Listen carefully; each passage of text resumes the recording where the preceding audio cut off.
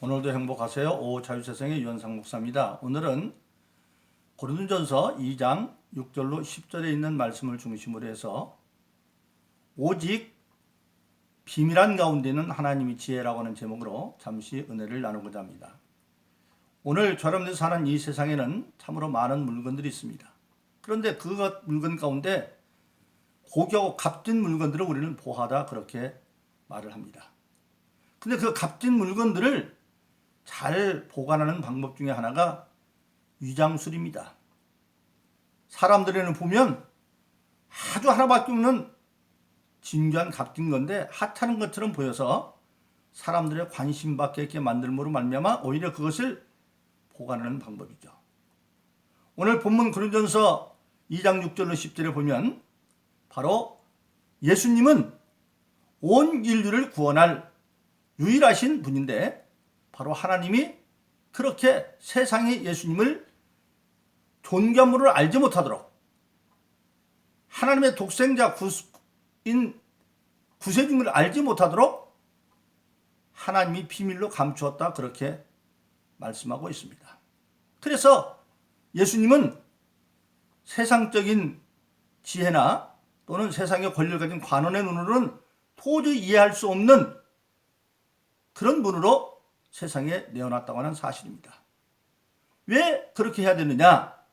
오늘 고린도전서 2장 8절에 보니까 예수님이 세상에 온 목적은 그가 십자가에 못 박혀 죽으심으로 말미암아 모든 인류의 죄를 대속해야 되는데 만일 세상의 지혜나 세상의 관원들이 예수님이 하나님의 영광스러운 아들인지 알았으면 십자가에 못 박지 않을 것이다 이거예요. 그래서 예수님 오신 목적은 죄 없는 분으로 이 땅에 오셔서 모든 인류의 죄를 대속하여 십자가에서 못 박혀야만 하는데 그러기 위해서는 그 비밀을 세상이 알아서는 안 된다고 하는 사실입니다.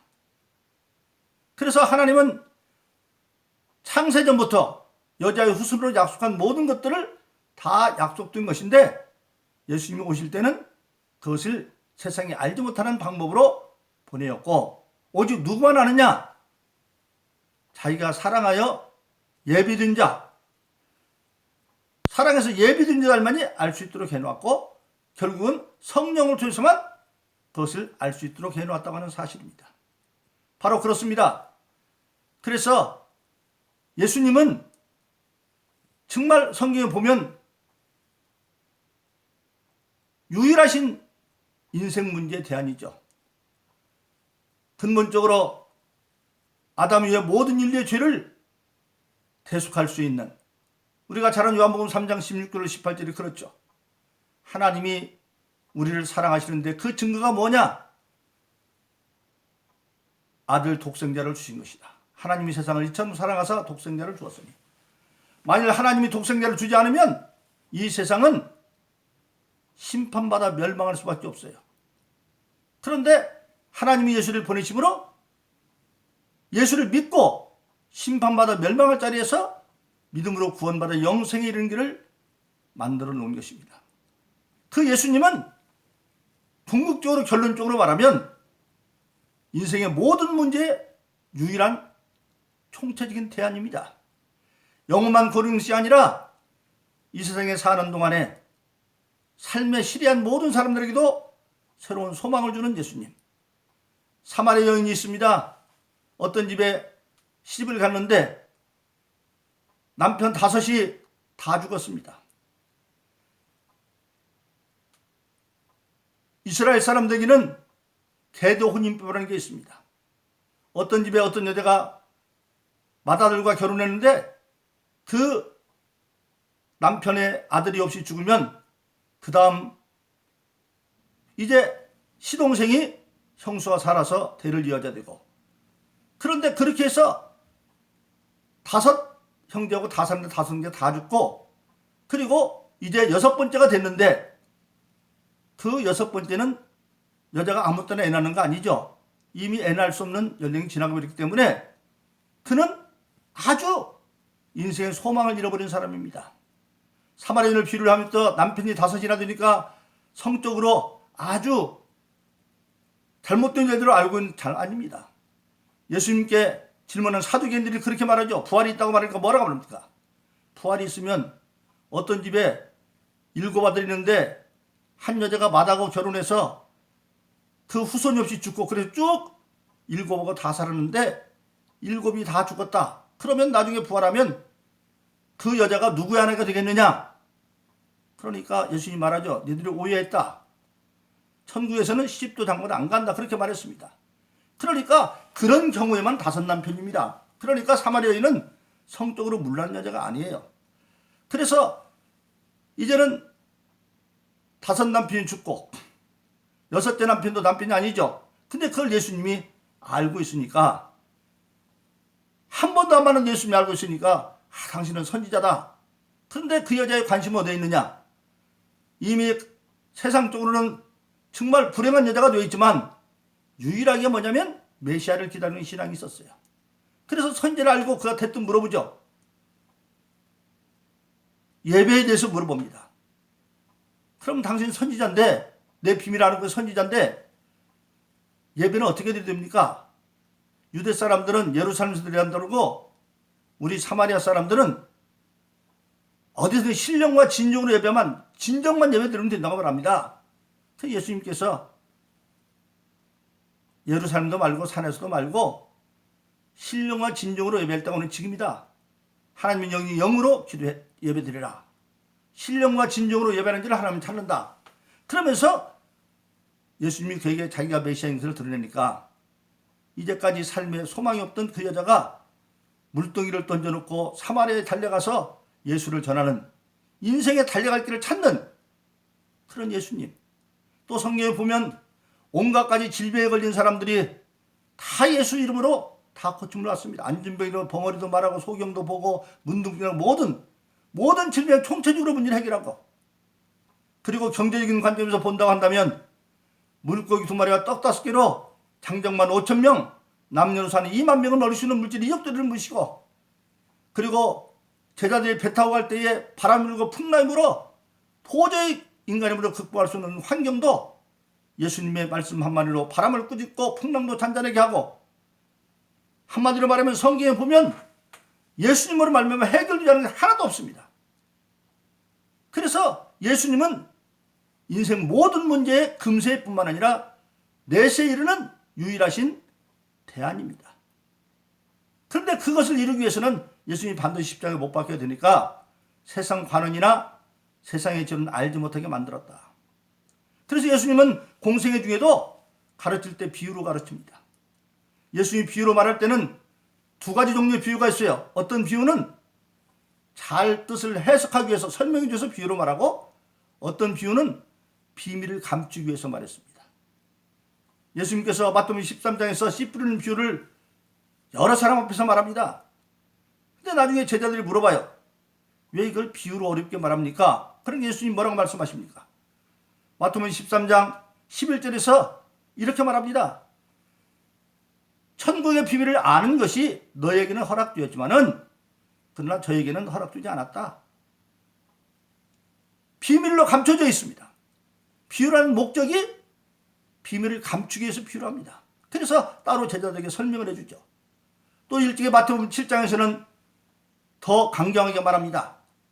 거룩한 것을 개에 주지 말며 너희 진주를 돼지에게 주지 말아라. 그것을 진주를 돼지들이 밟고 돌이켜 너희를 찢어 상할까 염려하라. 가치를 알지 못하는 자들에게는 주지 말라는 겁니다. 이처럼 예수님은 모든 대안인데 그것을 하나님이 감추었다는 겁니다. 근데 예수님이 실질적으로 마태복음 13장 이제 44절로 46절에서는 어떻게 비유합니까? 예수님 자신이 천국인데, 천국은 마치 뭐와 같냐?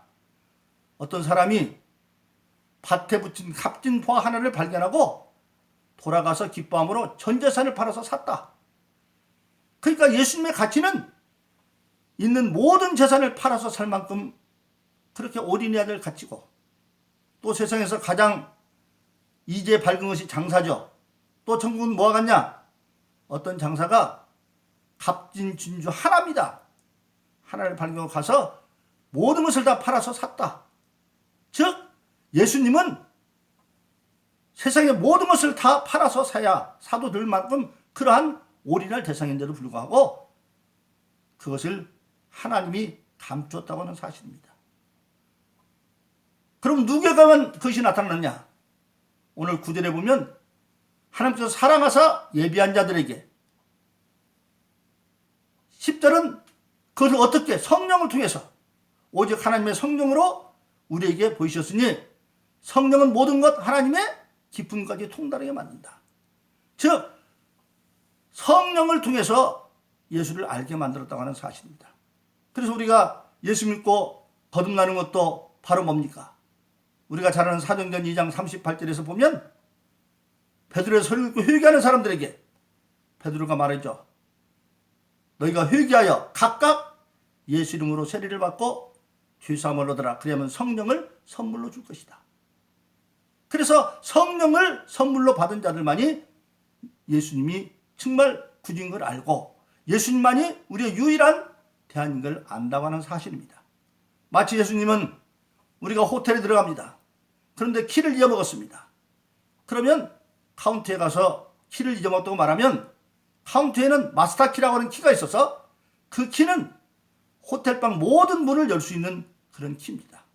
마치 예수님은 우리 인생의 마스터 키와 같은 분입니다. 그래서 예수님 일찍이 요한복음 15장에서 축복의 비유를 말하죠. 하나님은 농부고 자기는 포도나무고 우리는 그의 가지인데, 포도나무 가지가 열매를 많이 맺는 열매가 있고 그렇지 못한 열매가 있다.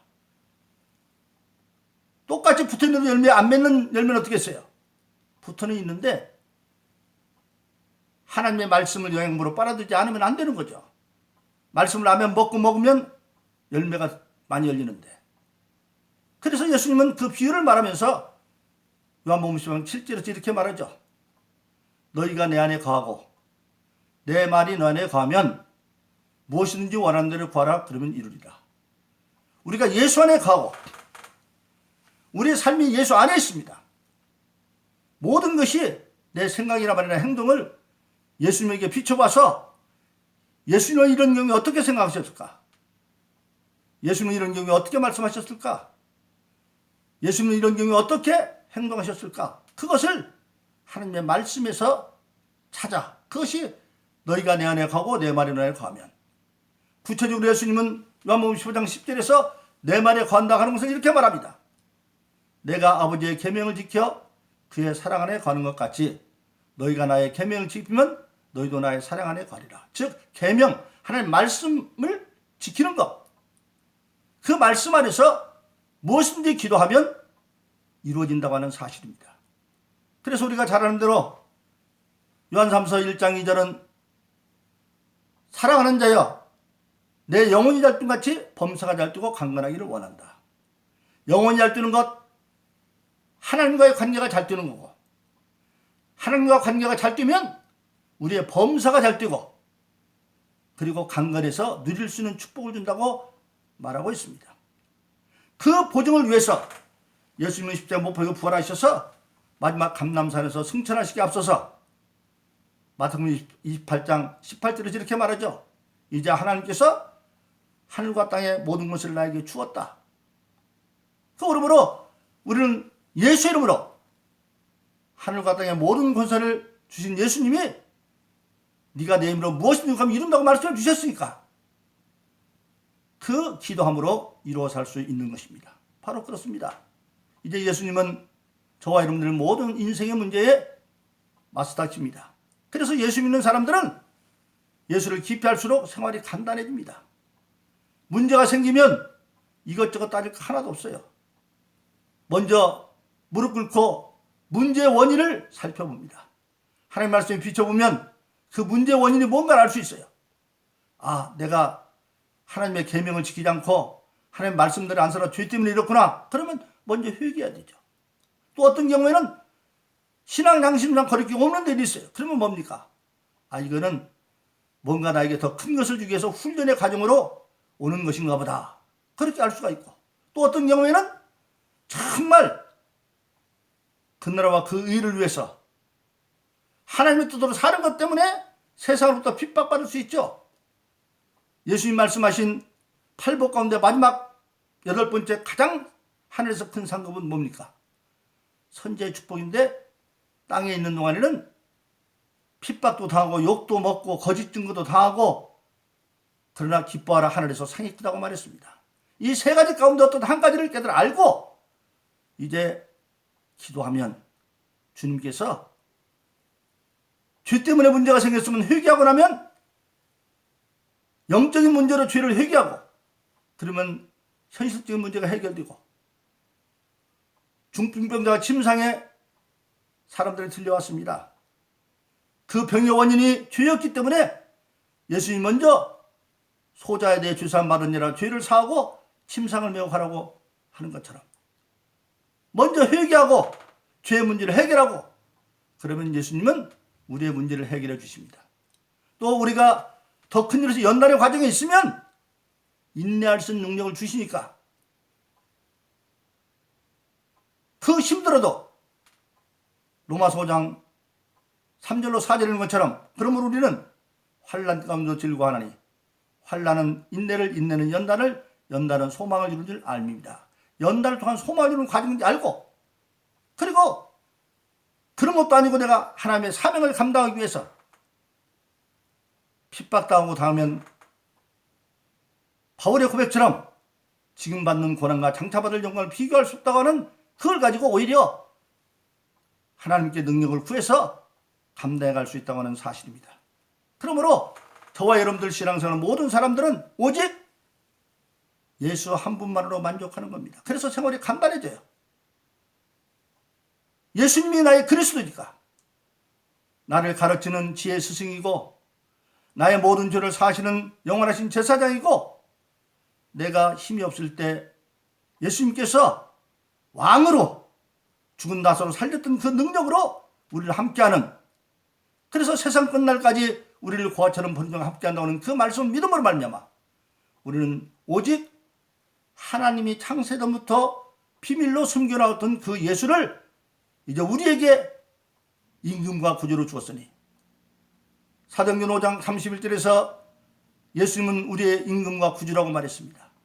우리를 구원할 수 있는 권세 있는 왕이기 때문에 그를 믿음으로 말미암아 우리 모두는 정말 이제는 하나님의 비밀인 예수를 나의 임금과 구주로 모셨으니 모든 범사에 예수님께서 약속하시고 모두 이루어진 것들을 믿음으로 기도함으로 누려 삶으로 우리 인생의 마스터킹 주님 이름만으로 승리하는 저람 되기를 예수 이름으로 축원합니다. 오늘도 행복하세요. 오 자유사생의 유현상 목사였습니다. 감사합니다.